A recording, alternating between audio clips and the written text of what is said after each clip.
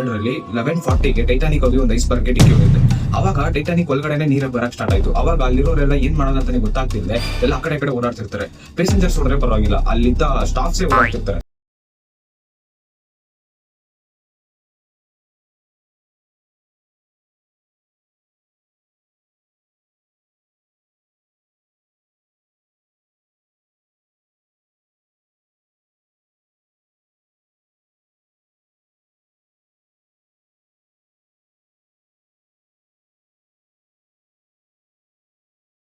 ತಗೊಂಡು ಎಷ್ಟಾಗುತ್ತೋ ಅಷ್ಟು ಕುಡಿದ್ಬಿಟ್ಟು ಇನ್ನೇ ನಾವು ಸಾಯ್ತೀವಿ ಅಂದಾಗ ನೀರಲ್ಲಿ ಜಂಪ್ ಆಗ್ಬಿಟ್ರು.